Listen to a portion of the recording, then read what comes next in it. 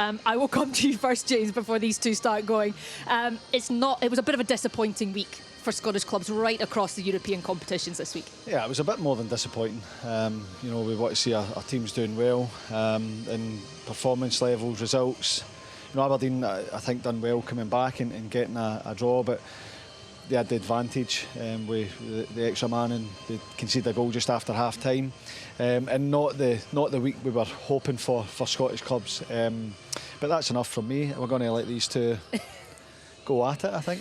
Yeah, we'll start with Rangers. Chris, couldn't have been really a worse start to the game. They did galvanise in the second half, but how much of what happened in that first half is down to Russell Martin, and how much is it down to the players? I think Russell Martin's always going to get the blame when he selects a team that goes out and performs the way that he did, especially at the start of the game. But he didn't expect the mistakes to occur that did. And when you look at, the defender, De Jager, just clear it. There's no, I get you want to implement a style of play. I get that in time you might be able to do that. But first and foremost, we all started off as kids playing football. I was never a defender of that, but the first thing you're told is clear your lines. Just clear your lines. It's as if you want to play this football all the time. And sometimes when they're going, it gets tough at Rangers, and just do the basics. Do the basics, just clear your line. Butland didn't cover himself in glory. Yeah, but your goalkeepers. Jack Butland's never someone who. He's never really a goalkeeper that comes off his line all the time. So you should know maybe because the weekend previous, De Jager played and Liam Kelly did come off his line a few times. He was expecting to come, but you could see that hesitation. Take nothing away. It was an unbelievable finish. It's not Butland. Jigger's in control of the situation. But I think Butland could have come and should have come. But he didn't need to. He didn't need to. Take Chris's point. But and then after that, the defending from set plays, and I totally get it. And I know we're going to touch on it in terms of the league form. It's been something that's been a problem for Rangers for a year. You employ set piece coaches, do their job, because how someone could stand in the middle of a goal in a Champions League game and get a free shot at goal is incredible. It's pathetic defending, and if that's the way you're going to go about it, then you're always going to be up against it. The third one could have been better for Rangers. I think it was Rothwell at the edge of the box, and then Danilo should have probably got his body in, but it was a fantastic strike. And then you could look at Rangers' pressure maybe off a little bit. Club Brugge dropped their levels, and Rangers got back into the second half, got a goal, could easily have got another one, but you kind of felt as if it had been papering over the cracks, because it was not, especially that opening 20 minutes was really, really poor from Rangers. Yeah, like Chris says, Russell Martin's taking a lot of the stick from the supporters. There's a lot being placed at his door, but do you feel an element of sympathy? Because Russell Martin's not doing anything new at Rangers that he didn't do at Southampton, that he didn't do previously. We know his football philosophy.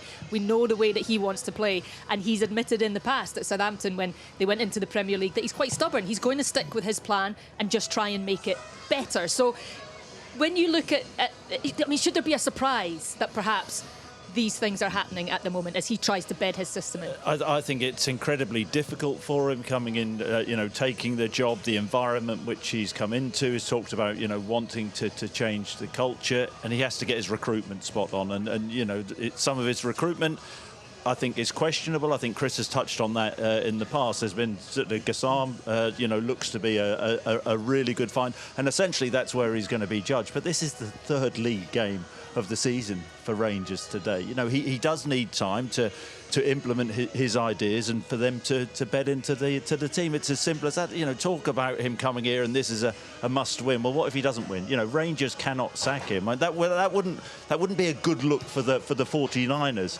in many respects, in the fact that that they've backed Russell, they've put him in charge, and that's their judgment which will come into question. But talk about him being sacked at this moment in time, I think is absolutely ridiculous and unfair. I think the frustration from Rangers fans, especially on Wednesday night and Tuesday night, a lot of them left early. That is not from what happened in that game. Yeah, they're frustrated at that, but it's been the build-up for the previous two league games. When you go to Motherwell and you've got Dundee at home and you can't win them, then you see Celtic winning games of football again. There's a frustration there. There's a desperation basically from Rangers fans to actually get their team back winning trophies again. But the flip side of that is it's not helping the team either. You see some of the players, they are starting to crumble. They're nervous when they get on the ball. They don't want it. They're not making natural angles that you would expect them to make playing at Rangers. Coming up against Dundee, coming up against Motherwell, it was games you would enjoy, especially at the start of the season, especially Dundee at home. Everybody tipped them to go down. I know they've cut when it Kilmarnock and picked up a decent point again yesterday. But Rangers have got to be winning those games, and that's where there's a growing frustration from the Rangers fans. And it ain't going to go away until you start winning games of football. You can implement this style of play all you want. The be-all and end-all in Glasgow is win. That's Russell Martin needs to find a formula to win. And through time, if he's able to implement that style and the team plays fluent football, then he's going to be given this time, isn't he? Because they've appointed a manager that plays this style of football. They have to back him. Well, at the same time, you can't. We may be getting into a different category here, then, or a different topic altogether. If he's not going to be given time, then who's signing the players? I mean, if Russell Martin if he's the one that's signing the players, then a few weeks later the club have to get rid of him. Then you're going to look at the hierarchy and say, well, they're bringing in the players, because that's what it seems like. If that's to be the case, and that for me, I don't think that will happen. Listen, clubs will have disagreement with players and who's coming in and who's not. I think the real lack of it, and we've seen there with the Rangers team, is Rangers Football Club. I mean, I complain a lot of times when they don't play two strikers. Rangers are playing without a striker today. Yeah, I mean, James, this is the thing. I mean, you look at the players, we talk about the recruitment, the players that he's brought in. He has this particular way that he wants to play. Does he have the players in the building right now that can implement that style and carry it out effectively? Well, to be honest, I don't know. Because the performance levels that we're seeing are not good enough. But you can look at the style and when Rangers have the ball and the passes, and he wants control and wants to play possession-based football. I look at the other side, the work that needs to be done off the ball, the willingness to run and get back into position, the willingness to run. Like it's all well and good coming to feet and taking the ball and playing a pass and giving it off to your mate, and that's nice. Anybody can do that, but it's making the runs that create space for other players, that stretches teams. If you're knocking the ball about in front of teams, they're going to be comfortable, they're going to be happy. If you're willing to get players that are going to break the lines and run in behind and try and disrupt, then that's when that works. And I don't see enough of even the recovery runs when Rangers lose the ball. If they're going to play the passes further up the pitch and take the risk, and they lose the ball, their effort to get back, for me, is not good enough. And at the minute, Rangers are a team that teams enjoy playing against and don't have to work so hard to get results. You look at some of the defending that we're seeing, it's really poor. So I think that implementing a style takes time, and you have to give a manager time to do that. But you look at the players when they don't have the ball, that would be the big worry for me. Is that the biggest frustration? Because I think supporters will, if they see their players busting themselves every single minute of the game, they'll give them a little bit more leeway, I think, in general. Yeah. Is that maybe the biggest frustration, that they're not seeing those recovery runs that James is talking about? I think that the biggest thing for me would be the fact that the number 9 position is a problem for Rangers.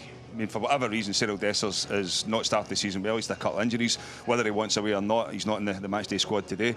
The number 9 position is a problem. There's no. I know there's been links with Miovski. If that happens, I think it would be a fantastic signing.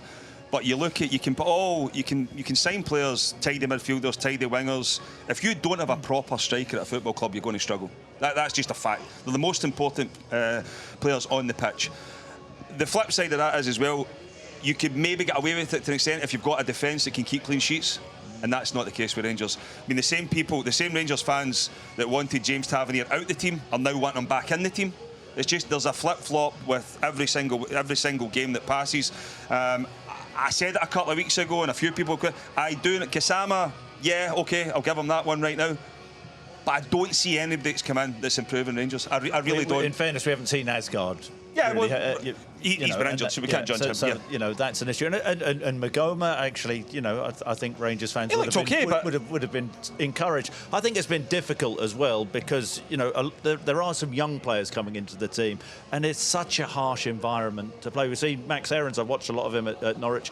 He was a really good player at Norwich, but he seems. Do you think he's got? Well, we're not seeing the same player. Yeah. Simply, and you sense the crowd are on his back, and you can see. I don't think it actually helped him starting the season as a left back. He didn't play there. I know Russell talked about him playing there in the past, but that sort of didn't help him, and he had a bit of a slow start, and you can see that affecting him. It's a tough place to play. So I think you put all these things into the mix, and that's why it's been a difficult start for Rangers. But Russell certainly needs time to implement his ideas, and recruitment is the biggest part of that. And at the end of September, Rangers could, in theory, be in the Champions League proper, have beaten Celtic in an Old Firm, and be in a semi-final of a League Cup. It is balancing on a knife edge at the moment in terms of what could be achieved over this next month. So how big is this spell?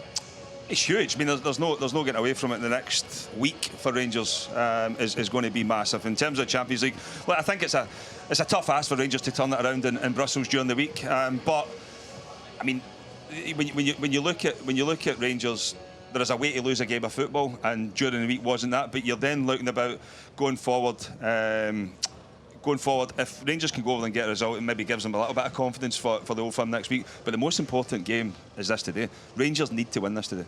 Listen, Chris, there was again frustrations towards the board. There was a banner that said zero ambition, neglect team, rinse fans, basic board. It's not something new we've seen with Celtic, even in recent years. Is that the big frustration, is that it's something that they've seen happen time and again to perhaps not be quite as prepared as they could be going into these playoffs? Well, it's been incredible, hasn't it, really? You think of Celtic's dominance in domestic football, and last season in the Champions League, and a few games in, the whole stadium are singing sack the board. But I think we've all said that this has been coming, and I do think that there has been a large element of arrogance and complacency from the Celtic hierarchy, and that has led to incompetent decisions and really poor decision making. And I don't know how many times I've sat on here and talked about Kyogo, for example. What do you mean arrogance? Well, I think that comes maybe from being too comfortable, from winning a lot, and that's what Celtic have done, and just thinking that Celtic will have enough to go through in the qualifier. That's the way it's absolutely seemed. And then poor decision making, not getting a replacement in for Kyogo. Said many times Brendan demanded a replacement in January. Well, they didn't even get one in, an adequate one, in the summer. And then the Nicholas Kuhn thing, absolutely crazy when you think about it. This is a guy who really should have been told, well, OK, you can go. OK, you want to leave, that's fine, but go after the Champions League qualifier. Can you do that? And he would have accepted that. I don't see the issue with that. And then the left back situation frustrates the life out of me. Kieran Tierney can't finish a game of football. Everybody knew it. And Celtic don't have an adequate replacement to play the last sort of 15, 20 minutes in games. Poor old Liam Scales is sort of being shipped out there in that position, and people are expecting things from him which he's not capable of. Celtic brought in Imura, and I think Brendan said he's not at the level. And his thoughts, I know he started yesterday, thoughts about shipping him out on loan. And then you've got the whole sort of Brendan Rodgers situation and his contract. Is he going to sign a new contract? I'm glad you mentioned that, because the Celtic board didn't pick the team during the week. Right. OK. They didn't pick the team during the week. But it's the £11 million Engels again on the bench. OK. Yeah? Trusty, the £6 million defender again on the bench. The £9 million striker whipped at half time. OK. Yeah. Who signed them? Well, OK. Well, Brendan Rodgers may have signed them, or the club signed them. But the whole point is so can he be trusted to go back to the market? Celtic. Well, is Brendan Rodgers signing the players? Do we really know that? Who signed Inamura then? He's a manager. So if Brendan signed Inamura and had the final sign Inamura, why is he talking about him being shipped out on loan then? And he's not at the level. So that's all up in the air. Brendan's narrative. So Paul Tisdale, who's come in, the doctor. I don't know Dr. Doolittle at this moment in time, because the only players I think he's signed since, or the only decent players he's signed back are Jota and Tierney, and it's hardly sort of rocket science to think, oh, they'll come and fit in well at Celtic. So there are all these issues. Celtic and then Brendan's contract situation for next season. If you're Brendan Rodgers, and in the biggest game of the season, which the Champions League qualifier is, that's coming round, and he hasn't been allowed to tool up, and the club sell Nicholas Kuhn under his nose in that period, are you going to really sign a new contract? I think if you're Brendan Rodgers, you're going to feel let down. How damaging is that? Wait.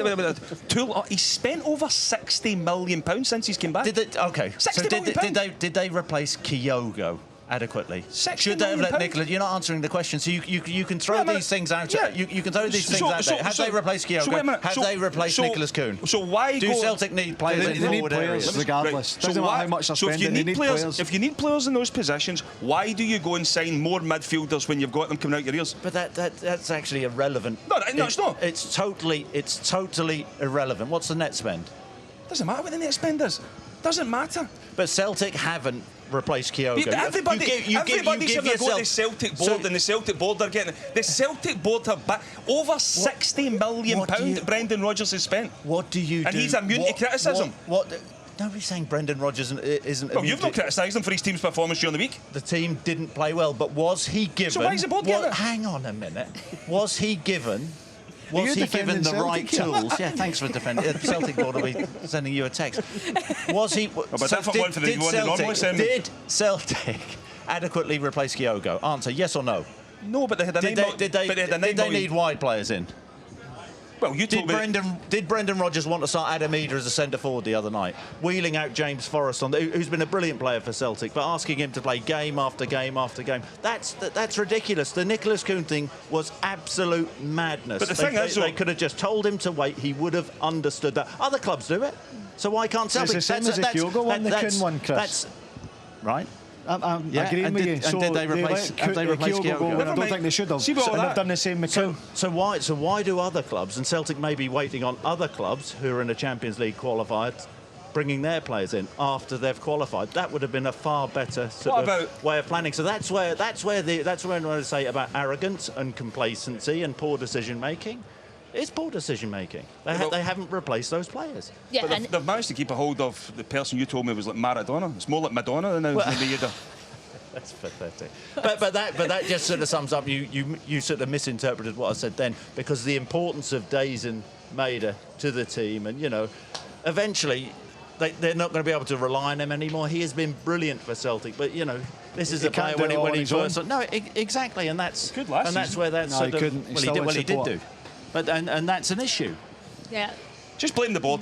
The manager's immune to criticism. Whether they spend the money or not, it's glaringly obvious they need a striker and they need wide players, and they have needed a striker since January, and they need wide players. So the performance, I agree with you, on Tuesday night was not good enough, but you need to have options in your team. They shouldn't be waiting till this game's done to say, right, we're going to bring that player in and we'll go and pull the trigger on that player. You get them in before. Quite understand that. You lose your best players, you don't replace them, but Chris thinks I bet you the wage bill at Celtic right now is as high as ever been. We're not going to speculate and bet on things here. Right, let's move on. Well, stop signing the players in another position. Champions League money, if you qualify for the Champions League, you get more money, higher wages.